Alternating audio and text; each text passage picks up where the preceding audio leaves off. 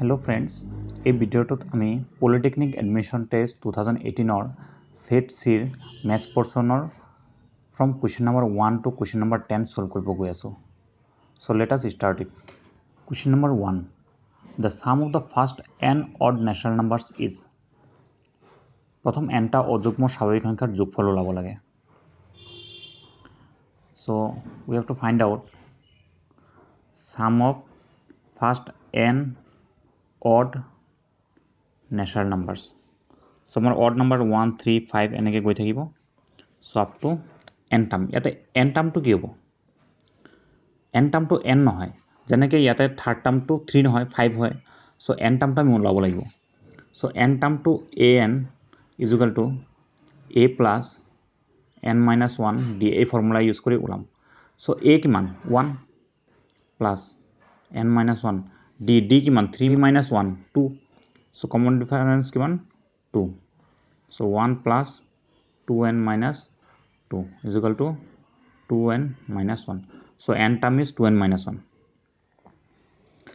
এটা আমাক কি লাগে এই সামটো লাগে সামৰ কাৰণে আমাৰ সত ফৰ্মুলা আছে sn is equal to আমাৰ সত দুটা ফৰ্মুলা আছে n/2 a plus 2a plus n minus 1d এটো এটা ফৰ্মুলা আছে and sn is equal to n/2 a plus l বা an last term so আমি এটো ফৰ্মুলা ইউজ কৰিব পাৰিম এটো ফৰ্মুলা ইউজ কৰিব পাৰিম কিন্তু যেতিয়া আমি লাষ্ট টাৰ্ম জানো তাহলে আমি এটো ফৰ্মুলা ইউজ কৰো so here n/2 so আমাৰ এটো কেছৰ sn কি হ'ব first term a 1 plus an কিমান 2n minus 1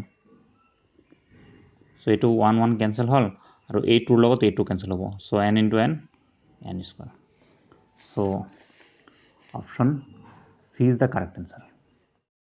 Now question number 2. A line parallel to BC cuts the sides AB and AC of a triangle ABC at D and E respectively. Then which of the following is true? So our sot eta triangle ase ABC. ABC. D and E ase AB and AC ৰ ওপৰত. So এতিয়া ইয়াৰে কোনটো correct হয় আমি ওলাব লাগে so আমি ক্লাস 10 ৰ ট্ৰায়াঙ্গল চেপ্টাৰটোৰ পৰা জানো যে প্যাৰালেল লাইন এটা কি কৰে এই লাইন সেগমেন্ট কেটাক ইকুয়াল ৰেশিওত ডিভাইড কৰে সো আমি চাও ইয়াতে চেক কৰি কোনটো অপচন কাৰেক্ট হয় AD by AC is equal to AE by AB no it is not correct AD by AB হ'ব লাগিব ইয়াতে এটা ট্ৰিকটো কি হয় যে আমি যেনেকুৱা ইফালে লও সেম প্যাটাৰ্ন ইটো সাইডতো ফলো হ'ব লাগিব so AD by AB is equal to AE by AC so option B correct হয় C চাও AB by AD is equal to AE by AC এটো নহব কাৰণ আমি ফাৰ্স্টত AB লৈছো কিন্তু ইটো সাইডত AE লৈ আছে প্ৰথমতে so option C is not correct D check কৰো AD by BD is equal to AE by EC এটো কারেক্ট হয় so ইয়াতে কি কৰিছে দুটা অপশন কাৰেক্ট দি থৈছে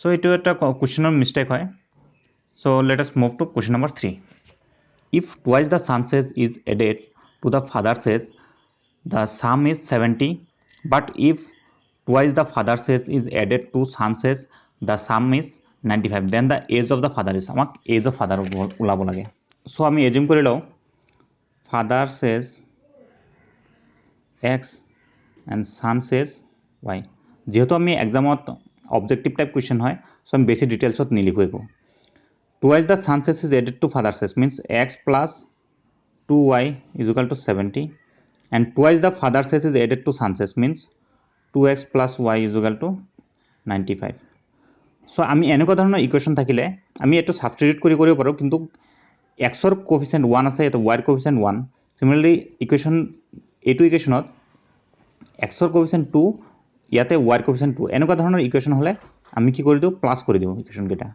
so x plus 2x 3x plus 2y plus y 3y is equal to 70 plus 95 to 5 and 7 plus 9 to 165 so 3 to common আহিব so 3 to common গলে right সাইডত নিলে 3 ৰে ডিভাইড হৈ যাব so x plus y is equal to 3 ৰে divide কৰিলে তো 5 55 পালো so আমাক কি লাগে ফাদাৰ সেস লাগে x লাগে সো আমি কি কৰিম ইয়াৰ পৰা y ৰ ভ্যালুটো ইয়াতে উপৰৰ ইকুৱেশ্যন 2 ৰিপ্লেচ কৰি দিওঁ so y is equal two 55 minus x so এই y ৰ ভ্যালুটো ইয়াতে ৰিপ্লেচ কৰি দিওঁ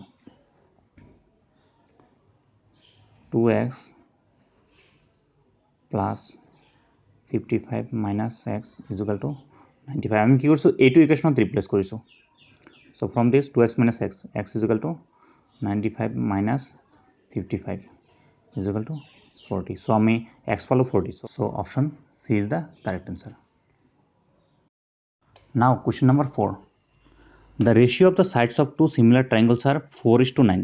The ratio of the areas of the two triangles are, so triangle chapter পঢ়া দিছে সাইডৰ রেশিও দি দিছে s1 by s2 is equal to 4/9. We have to find out the ratio of area of triangle. So triangular area ratio কি হয় সাইডৰ ratio square, so 4/9 whole square, that is 16/81. So answer will be 16:81, that is option D. Now question number 5, the difference of two natural numbers is 3 and their squares have the sum 117, then the larger number is. Difference of two natural numbers, so যদি আমি natural number দুটা x আৰু y বুলি ধৰি লওঁ x minus y is equal to what 3 and their squares have the sum means x square plus y square is equal to 117. so আমি larger number টো ওলাব লাগে so এতিয়া যদি আমি এই x ৰ ভ্যালুটো এটা ৰিপ্লেচ কৰি যদি y plus 3 লিখি যদি কৰিব যাওঁ আমাক টাইম লাগিব আমি কিছুমান আনসাৰ অপচনৰ পৰা চাব লাগিব সো যদি মই x ৰ ভ্যালুটো ইয়াৰে বেলেগ বেলেগ ভ্যালু এজুম কৰি চাও যদি মই x ৰ ভ্যালু 6 লও দেন y ভ্যালু কিমান হ'ব লাগিব 3 হ'ব লাগিব যাতে 6 - 3 = 3 হয় সো এটো যদি 6 হয় এটো 3 হয় তো 6 স্কয়ার প্লাস 3 স্কয়ার = 36 প্লাস 9 117 নহব সো অপশন এ নহব দেন অপশন বি চাও যদি x = 9 হয় দেন y = কিমান হ'ব লাগিব 6 হ'ব লাগিব সো আমি 9 স্কয়ার প্লাস 6 স্কয়ার কৰি চাও সো 81 প্লাস 36 এটো 7 আৰু এটো 11 সো এটো লগত মিলি আছে so option B definitely correct হ'ব সো বাকি কেটা অপশন আমি এটা নাচালেও হ'ব যদি আপোনালোকে চাব খুজিছে দিলে আপুনি ট্রাই কৰি চাব পাৰে নাও question number 6, in a triangle ABC AB is equal to 6√3 AC is equal to 12 cm BC is equal to 6 cm, the value of angle B is. So ABC triangle AB is equal to 6√3 cm, AC is equal to 12 cm and BC is equal to 6 cm. So angle B to আমি check কৰিব লাগে কিমান degree হয় so আমি first check কৰো যে whether it is a right angle triangle or not. so right angle triangle হ'বলৈ কি হ'ব লাগিব হৰু দুটা সাইড যেটো আছে 6√3 আৰু 6 এই দুটাৰ স্কয়াৰ কৰি এড কৰি চাও যে AC ৰ স্কয়াৰৰ ইকুয়াল হয় নেকি so 6√3 whole square plus 6 square is equal to এটো কিমান হ'ব 36 into 3 plus এটো 6 square means 36 so 36 into 3 means 108 plus 36 so 8 plus 6 4 1 then again 4 144 মানে 12 square so AC ৰ স্কয়ার আহি আছে so এটো এটা কি হৈ গল right angle triangle হৈ গল so AC to কি হ'ব লাগিব এটো AC square means hypotenuse square AC to কি হয় hypotenuse AC হলে so angle B is equal to কি হ'ব লাগিব 90 degree হ'ব লাগিব so option B is the correct answer. Now question number 7, the fourth proportional to 14 21 and 22 is fourth proportional আমি কি জানো A B C D four numbers থাকিলে হিয়তক কেনেকে লিখে A by B A is to B is equal to C is to D so এটো হল fourth proportional concept so ইয়াতে কিব 14 by 21 should be equal to 22 by that fourth proportional আমি D বুলি এজুম কৰি লৈছো so এতিয়া আমি D ভ্যালু ওলাব পাৰো ডেফিনেটলি so ইয়াতে 7 ৰে কাটো 2 টাইম 7 যাব 3 টাইম so এই 2 ৰে again ইয়াতে যাব 11 so ইয়াতে 1 থাকি গল ক্ৰস মাল্টিপ্লাই কৰো D is equal to 3 into 11 that is 33 so option A is the correct answer. Now question number 8, the perimeter of a right angle triangle is 12 and hypotenuse is 5, then the area is. So right angle triangle এটা আছে আমাৰ ওচৰত ইয়াৰ perimeter টো কিমান দিয়া আছে 12 যদি মই এটো সাইড x এটো y আৰু আমাৰ hypotenuse দিয়া আছিল 5 so x plus y plus 5 is equal to 12. Then x plus y is equal to 12 minus 5, that is 7. And so এটা ইকুৱেশ্যনৰ পৰা আমি x আৰু y ভ্যালু ওলাব নোৱাৰোঁ, আমাক কি ওলাব লাগে? এৰিয়াৰ কাৰণে কি half into base into height y into x বা xy. সো এটা ইকুৱেশ্যনৰ পৰাতো মই x y ভ্যালু ওলাব নোৱাৰোঁ, সো উই নিড আৰু এটা ইকুৱেশ্যন. সো সেইটো ইকুৱেশ্যন আমি ক'ৰ পৰা পাম? Pythagoras theorem. তো আৰু এটা ইকুৱেশ্যন কি হ'ব? x square plus y square is equal to 5 square, that is 25. So এইখিনি যদি আমি সলভ কৰিব যাওঁ আমাক বহুত সময় লাগিব x আৰু ভ্যালু y ভ্যালু যদি আমি ওলাব যাওঁ, কিন্তু সেইটো নকৰাকৈ আমি x আৰু y ভ্যালু পাইথাগোৰিয়ান ট্ৰিপলৰ কনচেপ্টৰ পৰা ওলাব পাৰোঁ. আমি যদি অবজাৰ্ভ কৰোঁ এই ট্ৰাইটেংগলত এইটো যদি 5 হয়, হাইপোটেনাছ 5, দেন ডেফিনেটলি বাকী দুটা সাইডৰ আইদাৰ এইটো 3 হ'ব, এইটো 4 হ'ব, আৰু এইটো 3 হ'ব, আৰু এইটো 4 হ'ব. সো আমি x ৰ ভ্যালু 3 ল'ব পাৰোঁ, y ৰ ভ্যালু 4 ল'ব পাৰোঁ. সো ইন দ্যাট কেছ আমাৰ এৰিয়াটো কিমান পাই আছোঁ? হাফ ইনটু এইটো মই 4 বুলি দিছোঁ আৰু এইটোক মই 3 বুলি দিছোঁ. সো 2 6. সো আমাৰ answer will be 6. Option D is the correct answer. যদি বুজি পোৱা নাই মই আকৌ এবাৰ কৈ দিছোঁ, ট্ৰাইংগুল এটাত ৰাইট এংগল ট্ৰাইংগুল এটাত যদি এইটো 5 হয় দেন এইটো ডেফিনেটলি 3 আৰু এইটো আৰু ডেফিনেটলি 4 হ'ব লাগিব. কিয়? 3 স্কোয়ার কিমান?